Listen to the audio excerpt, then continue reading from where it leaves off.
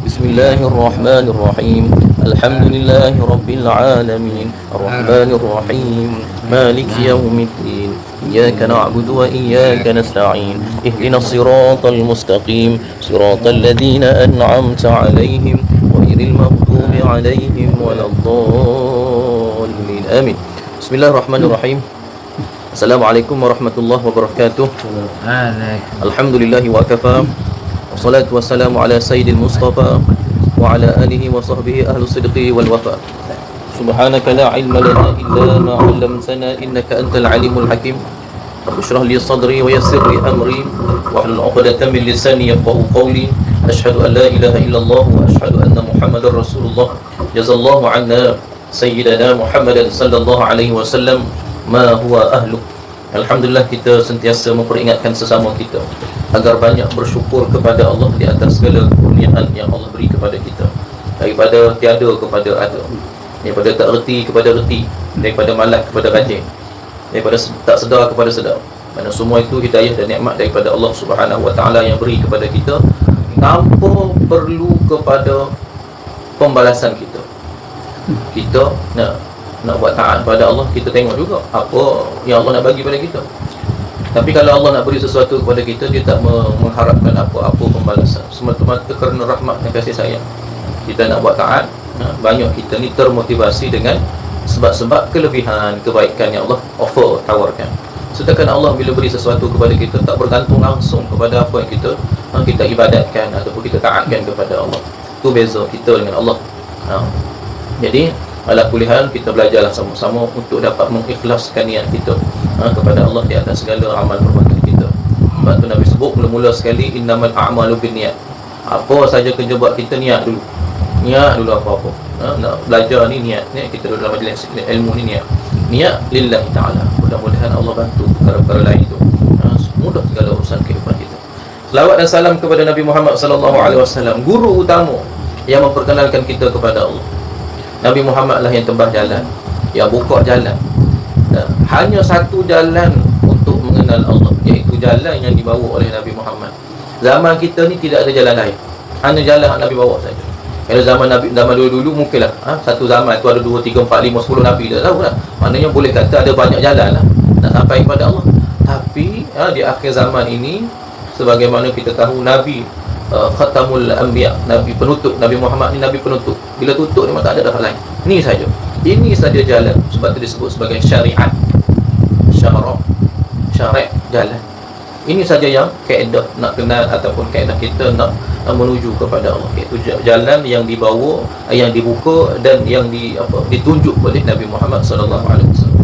Sebab itu dalam setiap tindak tanduk kita jangan lepas daripada ingatan kita juga kepada Nabi sallallahu alaihi wasallam. Baik, itulah tarekat. Sebab tu apabila memahami rahsia ini, para ulama, terutama kalau kita tengok para ulama, para habaib dan juga para ulama hikmah, mereka mengajarkan kepada kita agar banyak berselawat. Kerana selawat inilah mursyidnya kita di akhir zaman ini. Zaman dulu ramai guru mursyid. Mursyidnya apa? Guru yang tunjuk jalan. Guru inilah yang tegur kamu ni banyak lagi marah-marah ni. Dia tegur. Sekarang ni siapa yang tegur kita macam tu? Ada tak orang tegur? Tak ada. Ustaz mari cerita je sifat amarah, nafsul lawamah. Ustaz datang mari cerita je, tapi dia tak ada yang guide luar dan dalam. Paling ada guide pun roh, kena betul roh. Hak jenis syariat lagi lah, yang mana hak zahir lagi, fiqh lagi. Tapi hak dalam ni, akidah kita, tasawuf kita, hati kita ni, siapa yang guide? Maka amalan kita, ikhlas kita, mazmumah, mahmudah, ihsan, apa semua tu, siapa yang guide? Jadi di akhir zaman yang mana kurang ataupun sukar nak didapatkan guru mursyid, guru yang boleh tunjuk jalan tadi, maka bekalan yang terbaik yang Nabi tinggal iaitu memperbanyakkan selawat kepada kita. Maka bagi orang awam, terutama di akhir zaman ini, selawat inilah yang jadi guru mursyidnya.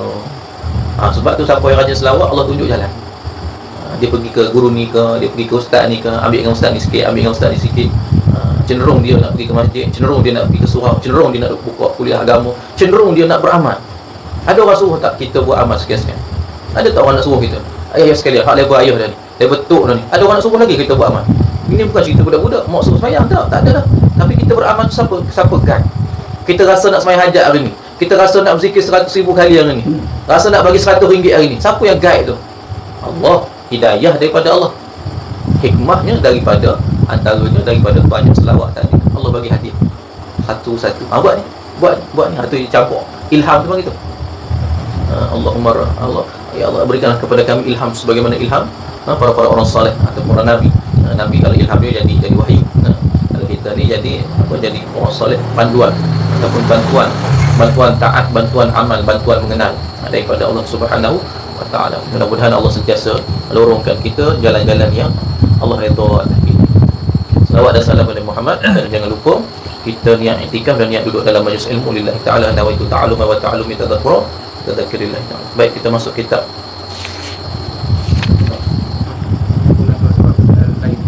Kita dah ada lain dah. Ya, bukan masuk ilmu satu lah. Asal macam dah habis lah. Baru masuk ada lain. Ni saya ada tanda juga muka surat 50 ni. Ya, Itulah 2. 48 ke? Tapi yang tadi ni 48. ada Ada lain. Saya tanda ni 48 dah ni. Ada 2 menanda, 48 satu, 50 satu. Kita baca sekali. Bismillahirrahmanirrahim. Kumpulan adab-adab lainnya, kitab Risalah Al-Ghazali. Pesan seorang bijak, ataupun kita kata pesan hukama. Hukama ni orang yang hikmah, ahli hikmah. Nah, kita sebutkan Nabi mewariskan kepada kita ilmu dan hikmah. Nah, apa itu ilmu? Pengetahuan yang penuh dengan keberkatan. Apa itu hikmah? Cara guna ilmu, aplikasi lah zaman kita sekarang ni. Penggunaan, cara letak ilmu tadi, hikmah, kebijaksanaan. Baik, termasuk adab adalah menjumpai sahabat atau musuh dengan wajah redha. Kita jumpa sahabat ke, kita kata jumpa musuh ke, wajah kita ni penuh dengan keredaan. Apa arti penuh keredaan? Apa maksud penuh keredaan? Bila kata penuh redha ni, maknanya bercampur dalam tu. Suka, berserah kepada Allah, bersangka baik, tidak bersangka buruk, sabar, redha pada Allah. Apa Allah nak buat, serah pada dia. Tidak ada istilah bila jumpa kawan gembira bukan main, apa-apa kita boleh gantung pada kawan. Ataupun bila jumpa musuh kita punya takut rasa bukan main, takutnya itu rasa nak lari, tak ada. Jadi kita jumpa kawan ke lawan ke, sama je kita punya respon kita, keadaan hati kita, kawan atau lawan. Suasana sekarang ada beza tak? Ada tak perasaan ni? Payah. Imam Ghazali sebut awal-awal, payah nak buat ni. Contoh paling mudah, kita baru lepas pilihan raya.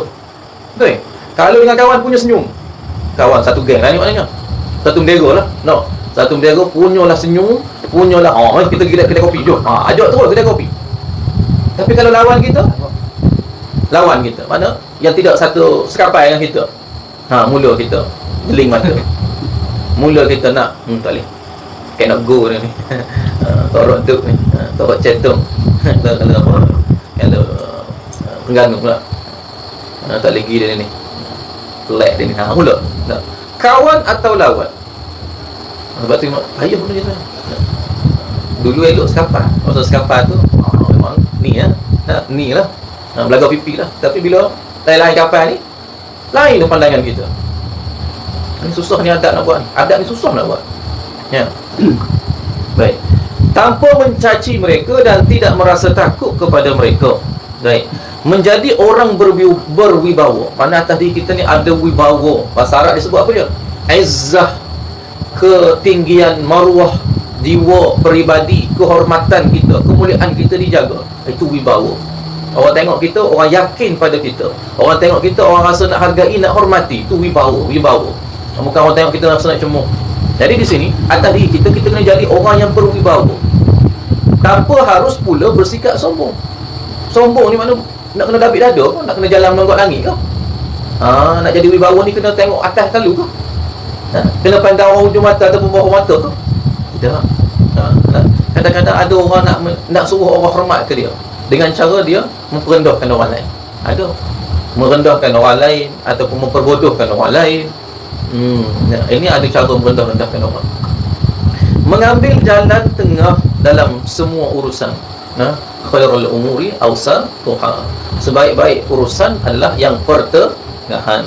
Dan pernah kita sebut, saya pernah sebut cerita bab awsatuha ni, iaitu pertengahan dia, ataupun kita sebut wasatiyah. Dah dengar kan? Islam wasatiyah kita kata, ataupun konsep wasatiyah dalam bernegara dulu. Cerita apa kerajaan dulu yang Jakib perkenalkan. Apa maksud wasatiyah? Pertengahan. Dari sudut bahasa yang terjemuh tu, wasit. Kalau bahasa Indonesia, bila disebut wasit ni merujuk kepada pengadil bola sepak ke, pengadil bola tangan. Pengadil lah, referee, orang tengok. Wasit. Wasit. Cuba tengok dah. Tengok bola Indonesia. Wasit meniup peliut. Wasit sudah meniup peliutnya whistle lah. Pring bunyi dah. Baik. Wasit orang tengok. Wasatiyah, depa kalau ambil kata dasar tadi menunjukkan pertengahan. Baik. Tetapi Syekh Ali Jumaah ya. Syekh Ali Jumaah apa dia? Syekhul Azhar, bukan mufti lah. Dia sekarang ada lagi. Cuma jabatan mufti ni boleh jadi ada kala dia kan. Jadi dia antara orang syekh ataupun guru besar utama Syekhul Azhar. Ada lagi. Dia sebut apa dia? Kadang-kadang kesilapan kita memahami maksud wasatiyah tadi menyebabkan orang Islam sebenarnya ketinggalan. Sebab kita kata wasatiyah ni pertengahan. Jadi kita relax-relax sudah, jangan lebih-lebih. Jangan pula sampai lekeh. Adakah macam tu masuk wasatiyah ni? Tu Imam Syekh Ali Jumaah tadi soal pada kita balik. Kadang-kadang pemahaman silap kita terhadap konsep wasatiyah menyebabkan Islam ni tak maju. Janganlah melampau, jangan hulu. Jangan pula nampak lekeh. Yang sedang-sedang saja. Kalau dalam dunia tu dah. Adakah itu masuk wasatiyah? Tidak. Maksud wasatiyah sebenarnya adalah kita berada di tengah yang kemuncak. Dia macam atap kan, segitiga tu. Tengah kemuncak tengah tu ni. Menyebabkan bila kita berada di tempat yang kemuncak, kita boleh lihat kiri dan kanan, depan dan belakang. Tengah yang tu maksudnya bukan tengah kat sini.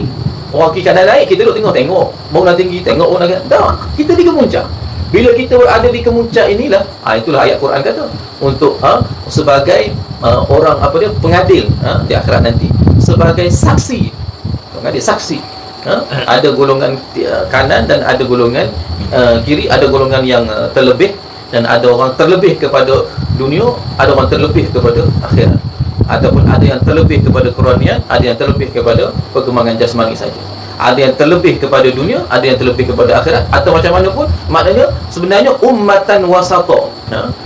Umat yang pertengahan itu, kita berada di tengah yang atas, sehingga kita boleh memberi penilaian orang yang sebelum dan selepas kita, ataupun kepada umat-umat yang terdahulu.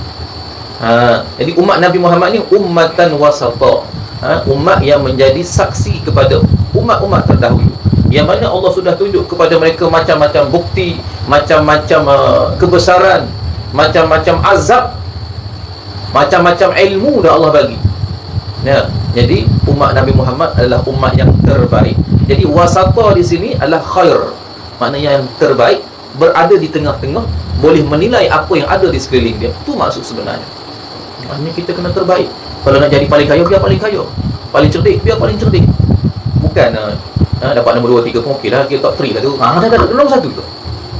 Itu maksud wasata ataupun wasatiyah sebenarnya. Sebab tu Syekh Ali Jumaah sebut, kadang-kadang pemahaman yang silap kita menyebabkan kita rasa steady saja. Kereta orang lain buat tak apa, kita boleh beli. Tak ada orang Islam yang buat kereta. Contohlah telefon, tak apa, biarlah Samsung, biarlah Apple, biarlah Xiaomi, biar. Mana ada bunyi Muslim? Tak ada bunyi Muslim, ada bunyi Muslim. Jenama Muslim yang terkenal ni apa dunia? Apa dia? Cuba tunjuk. Keterangan. Ada tak jenama bunyi-bunyi jenama yang world punya? Kalau barang sukan naik Adidas apa semua.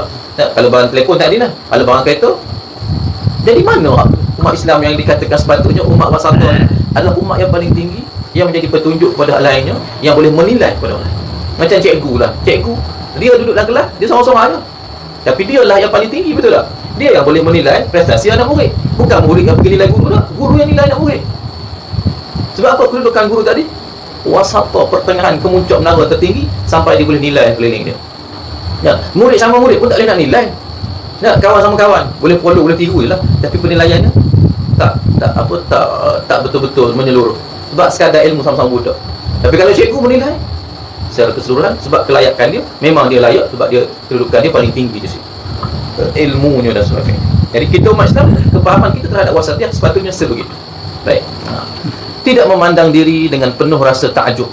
Bila dah kata wibawa pula, bukan kata diri kita hebat. Oh, aku hebat dah jadi Perdana Menteri dah. Dah.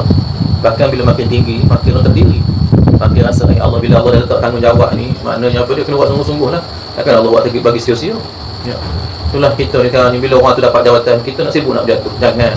Siapa-siapa yang Allah, bila dah dia duduk situ mana Allah bagi dah tu. siapa-siapa pun. Allah dah bagi lah tu. Tugas kita doa lah, doa terbaik. Ya, Nabi tak ajar doa berjatuh orang, doa nak suruh masuk neraka. Nabi tak pernah ajar benda tu. Kalau dia duduk kat situ, doa saja. Doakan kebaikan. Doakan kebaikan. Doakan kebaikan. Ya.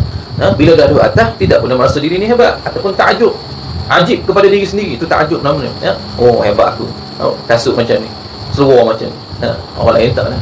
Kalau tak kena barai tak boleh. Dia cakap. Tadi tidak banyak memalingkan muka. Paling muka ni macam mana konsep paling muka? Ya. Tak pandai orang lah tu. Ni you are not my level, see my level. Tak selevel, tak apa, tidak tadi. Kata. Tak. Tidak bergantung kepada jemaah. Imam Ghazali sebut tidak bergantung kepada jemaah. Apa faham dia? Tidak bergantung kepada jemaah. Apa maksud jemaah? Perkumpulan ke? Betul. Jamaah ni perkumpulan, persetubuhan ke, persatuan ke, parti ke, apa dah saja nama tu jamaah. Kalau dalam hadis jamaatul muslimin, jemaah kelompok besar orang muslimin. Okey, baik. Dalam konteks ni jamaahnya macam mana? Kenapa Imam Ghazali sebut tak bergantung pada jemaah? Bila kita ramai-ramai kita rasa kuat, betul? Istilah dia, bila ramai-ramai rasa kuat. Kalau ada lemah orang backup. Betul? Maknanya kita merasa seolah-olah tak apa, kalau kurang pun ada sakit pun nanti ada lawan tolong, ziarah apa semua. Jadi menyebabkan kebergantungan itu sepatutnya pada Allah, Allahus Samad, tapi beralih kepada jemaah sebab rasa ramai-ramai kuat. Nanti Imam Ghazali sebut benda ni rasa macam Islam dah bunyi, tapi sebenarnya ada jarum halus di situ, lubang kecil, setan cucuk di situ. Setan nak suruh lari akidah kita, patut yakin hanya kepada Allah, pertolongan Allah, tapi kita beralih kepada pertolongan jemaah. Tak apalah zaman, tak apa. Kan? Tuan-tuan boleh bayar kan? Kan ada video kan? Tak apalah. Dia bukan gantung pada Allah, gantung tak apa, nak sama tak apa, nanti ada orang tolong bayar kat aku. Nak gantung pada jemaah tu kan gitu. Bukan dia balik kepada Allah. Dia tak ada risau kalau buat salah. Ini fitnah ni. Ya, fitnah. Dalam satu hadis tu pernah baca kan hadis sebelum. Fitnah akhir zaman ini dimulakan oleh orang alim yang mana pentak berkata-kata alim bidang agama. Tapi fitnah yang dibawa ni menyebabkan orang-orang tua ni, orang cerdik pandai pun rasa pening. Mana betul mana salah? Itu fitnah akhir zaman. Kita duduk zaman terus kan. Orang tua, mana ayah-ayah yang penuh ni. Orang dalam hadis sebut orang tua yang ada banyak pengalaman hidup. Siapa? Maknanya dia ada banyak ilmu, banyak pengalaman, banyak dia tahu celah ni ke sini. Kalau pergi sini macam ni, dia tahu. Tapi bila berlaku pasal fitnah ni datang, jadi keliru dia. Patutnya dia tahu kan kalau macam ni, patutnya macam ni. Dan orang pengalaman kan. Tapi bila berlaku fitnah ni, jadi keliru. Sebab apa? Dimunculkan oleh orang alim yang menjual agamanya. Menjual agama dengan arti kata menggunakan agama ya dengan khusus spesifiknya dalil-dalil agama nafs lah, Quran sunnah untuk kepentingan nafsu, untuk kepentingan dunia dia. Prof Kamil ke Mahmud Zudi baru meninggal kan, antara ulama kita lah, ulama apa Syarif UKM, Profesor Syekh Mahmud Zudi. Dia kata ramai kita sekarang ni ustaz-ustaz dah jadi ustaz tu seperti chef. Dia kata ramai ustaz sekarang ni dia jadi macam chef. Ustaz chef kan. Ustaz chef ni ustaz macam mana? Ustaz chef ni dia akan masuk benda yang kita nak betul. Chef. Kita pergi restoran, kita nak makan apa? Kita nak makan Maggi. Maka chef tu buat masuk Maggi lah kita. Kita nak makan apa? Siakak 3 rasa. Maka chef tu tukang masak tu dia akan masuk ke siakak 3 rasa. Maknanya chef tu hidang mengikut apa yang kita nak. Ustaz akhir zaman ni, kita sekarang ni kebanyakan ustaz chef lah, lebih kurang. Ustaz memberikan ilmu menurut apa yang jemaah nak, bukan menurut apa yang jemaah perlu, apa yang umat Islam perlu, tidak, tapi menurut apa yang jemaah nak. Contoh yang paling mudah apa dia? Contoh paling mudah, ustaz tak payahlah duk ngajar ni, tak Fatihah. Banyak dah ustaz ngajar Fatihah. Dah lepas Fatihah ustaz buat ni apa, buat tafsir Baqarah. Ni ustaz pun ngajar Baqarah. Tapi kalau buat check, cross check lah kita kata, check seorang-seorang jemaah masuk dalam bilik ngadat dengan seorang ustaz, baca Fatihah orang agak-agak dulu ke tak? Agak dulu. Yang kata ilmu Pak, yang kata Fatihah selalu tu, dah baca selalu dah tu, semua terjemah Malik Yaumiddin, apa maksud dia? Tegak-gagak juga. Nampak tak? Keperluan kepada umat tu, kalau ulama tu alim lagi hikmah, dia boleh baca apa masyarakat perlu sebenarnya. Lepas tu ada seorang ulama besar di Patani, Tugu Pondok. Dia pergi nak ceramah mana-mana, Ma'ijrah orang panggil, Madul Rasul orang panggil, ceramah kamu pergi ke masjid kamu. Dia akan cerita apa? Dia wajib cerita buat Fatihah. Pergilah mana-mana 3-4 kali bawa masjid tu panggil Fatihah dia cerita. Kalau nak baca, kalau orang ada komplain apa tu guru kenapa ada Fatihah je, kita kan panggil Maulid Rasul, cerita bab Nabi lah. Dia macam ni nak kenal Nabi kan, betul. Kalau ni hadap hari apa dia? Semayang. Dalam semayang ada apa? Fatihah. Betul ke baca? Hati dulu ni dulu settle hak semayang dulu. Tak betul semayang tak jadi lah ni, tak lepas. Kalau nak ngaji banyak-banyak tu mari pondok aku. Mari ngaji di pondok aku. Sekarang ni panggil aku untuk datang tempat kamu. Maka aku tahu penyakit umat masyarakat umum ni apa di masyarakat. Penyakit dia ni dulu. Ni dulu settle Fatihah dulu. Biar Tuhan terima dulu semayang. Kalau nak lebih-lebih mari pondok dia kata. Ini baru kita kata. Lepas tu Syekh Mahmud Ustaz Dr. Profesor Dr. Mahmud Sudi sebut kebanyakan ustaz akhir zaman ni dia jadi macam syekh lah. Nak jadi syekh. Dia hidang ilmu mana jemaah no, bukan jemaah perlu. Kalau nutrisionis mana pakar pemakanan lah. Mereka akan hidangkan makanan kepada seseorang yang ambil upah dengan dia tu mengikut keperluan kita. Contoh kalau kita ni atlet, kita upah pakar pemakanan, dia akan sediakan makanan sesuai dengan kita nak, sesuai dengan keperluan badan kita, kegunaan badan kita. Bukan ikut atlet itu nak pakai apa. Dia akan sesuaikan dengan contohlah Ronaldo, kita ambil Ronaldo lah. Ronaldo dia ada pakar pemakanan dia sendiri. Makanan dia tu tak ada dia enjoy sendiri beli, tak ada. Semua hak dia makan adalah yang disediakan oleh pakar pemakanan hak dia upah. Maknanya apa dia? Ni baru betul. Ikut pakar. Ikut keperluan. Pakar tahu lah apa keperluan. Bukan dia pilih sendiri. Kena pemain bola Malaysia, makan nasi lemak, nasi okok semua dah. Tak ada pakar, tak ada pembimbing. Ikut suka sendiri je. Yang ikut pembimbing, ikut pakar ni bila duduk dalam camp. Dalam pusat latihan baru ikut apa makanan. Bila keluar cuti, mula sendiri. Itu yang kadang-kadang mudah pancing dan sebagainya. Contohlah tu. Baik. Jadi tidak bergantung kepada jemaah ada satu adab yang halus. Sebab tu dia dalam konteks adab-adab lain. Bukan adab khusus. Tapi dia adab yang sangat halus. Dalam keadaan kita hidup kena berjemaah, tapi Imam Ghazali seolah-olah macam menentang. Dia kata jangan bergantung harap pada jemaah. Sebab apa? Supaya kita ni jelas kita. Jemaah ni untuk kekuatan, tetapi bukan tempat bergantung. Bergantung kepada yang maha kuat. Halus di situ. Baik. Apabila anda duduk berusaha bersikap tegak. Jangan duduk dalam keadaan nampak kita lemah lah. Tegak di situ. Baik. Berhati-hati untuk tidak menjalinkan jari jemari. Ni jari jemari. Jari jemari. Ni. Dia kata ni. Menjalinkan jari jemari ni macam ni lah. Betul tak? Duduk kan? Lepas tu duduk. Itu kalau menyadar lah. Kalau duduk semayang lepas semayang, letak bawah tu tak? Okey.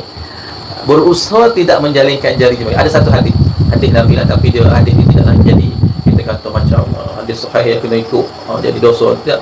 Nabi larang menjalinkan jari jemari ketika duduk. Antara alasan dia, syarat dia apa dia? Kerana ia menyerupai rahib dalam biara zikir dia. Itu antara dia lah. Baik. Tapi kita suka begitu tak? Kadang-kadang nak menunjuk self defense. Istilah dia. Self defense. Nak tunggu luga ke kan? Duduk. Maknanya nampak hebat. Tak. Maknanya dia self defense. Dia nak tutup kelemahan dia. Itu dia sudut psikologi lah. Baik. Memainkan cincin-cincin. Dia main cincin kemudian dia. Turun masuk, keluar masuk dah. Apa-apa lagi tambah apa lagi kalau tengok semayang. Duduk tengok. Baik. Bau bling lagi. Memainkan cincin-cincin. Bila kita duduk main, orang tengok sudah. Ni tak ada 300 tak ada ni. Tak ada 300 tak ada ini barang. Tahu harga batu mata pula. Tidak memainkan cincin-cincin. Ini cerita ni untuk orang lelaki. Dia tidak khusus pada orang perempuan. Mencungkil sisa makanan di sela-sela gigi. Ada kita buat. Tak pakai lah. Tu ada kayu gigi keluar. Itu kan. Dia itu tak ada dia cuma perlu dengan lidah. Cukil lidah. Sekarang ni dia mencukil sisa-sisa di sela-sela gigi. Kayu. Bunuh. Lidah kayu. Lidah lah dia dah makan kan benda kita makanan kan. Sebenarnya kalau ikut sunnahnya kita kumur ataupun guna siwak. Bila mencungkil ni nampak sisa tu orang tengok tu saya tak cantik tu. Korek tu tak ada. Tak atas meja pula. Lepas tu je ngutip pelayar pula. Lah nak ngutip sisa tak gigi orang pula. Tak sedap. Jadi Islam halus adabnya. Halus sungguh ni adab. Halus sungguh adab. Dia ada lagi memasukkan tangan ke dalam lubang hidung. Kau pakai hidung lah ni. Masuk tangan lubang hidung. Kau pakai hidung lah kita ni. Ya. Maknanya duduk ramai-ramai tengah kita korek hidung. Kata kita lain mana? Baik ah. Kumpai pula. Oh. Ping. Betul tak? Jadi sebab Islam dah cukup dah. Masuk tanya istinsyaq, ambil semayang. Masukkan air dalam hidung dah hembuskan. Itulah cuci hidung. Tak perlu dah korek hidung sebenarnya. Jadi tidak ada sunnah mengorek hidung. Kalau sisa dekat kuku, sunnahnya korek kuku. Kerat kuku, korek kuku dah. Betul tak? Potong kuku. Nah, kuku panjang dekat kuku. Kita potong kuku, sunnah. Bila tak hidung ni, ada tak dengar cerita sunnah mengorek hidung pada hari Jumaat? Tak ada. Benda tu susah hari 5 kali sehari paling kurang kita basuh. Betul tak? Air semayang tu dah cukup lah. Jadi tidak ada sunnah korek hidung. Jadi korek hidung ni bukan perkara sunnah. Dia hanya tabiat. Ini tabiat. Dan bila buat depan orang kan, dia tidak menunjukkan akhlak yang inilah. Bukan kata tak baik, tapi tak sopan, tak mulia. Baik. Bukan kata korek hidung ni jahat, tidak. Tapi inilah adat, ini kehalusan lagi. Mengusir lalat dari wajah. Usir lalat. Nampak kalut usir lalat. Buat natural. Tak pun nampak. Itu tak boleh. Tapi alut adat susun buat. Lagi. Tidak banyak menggeliat dan menguap. Sedap. Tak nak bunyi pula. Lepas pembayang banyak bunyinya. Banyak betul sendi nak betul ni.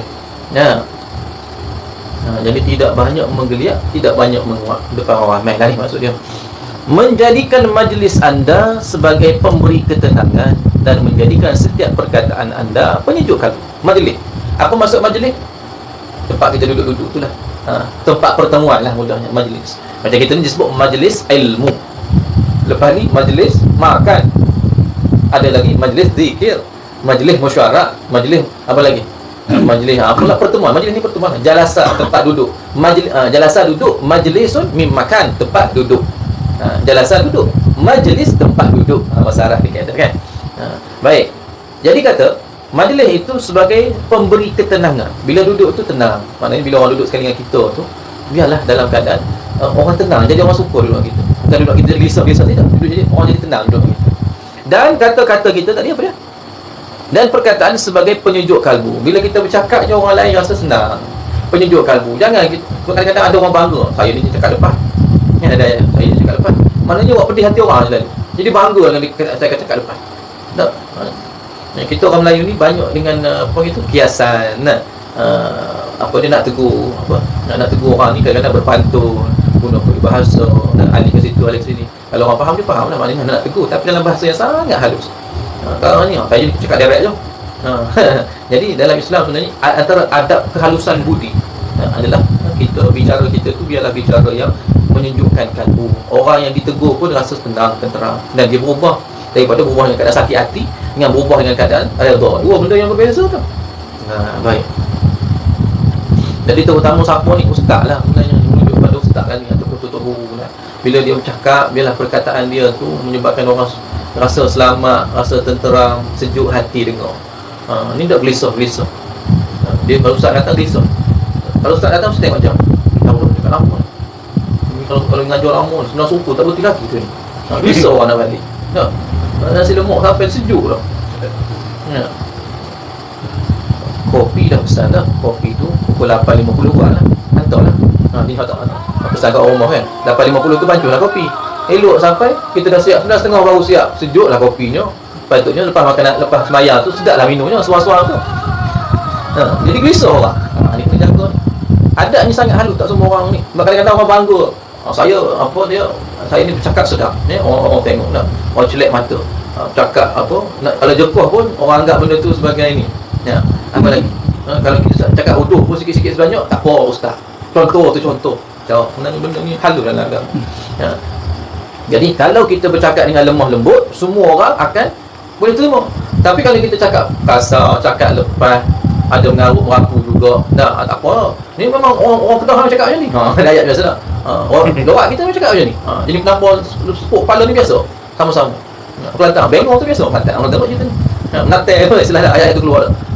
Adakah semua orang boleh terima benda tu? Adakah kalam kita ni penyejuk di mata, penyejuk di kalbu? Boleh menyejukkan hati orang?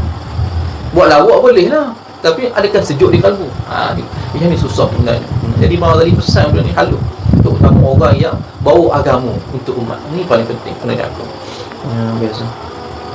Azan tu qamat tu. Azan tak?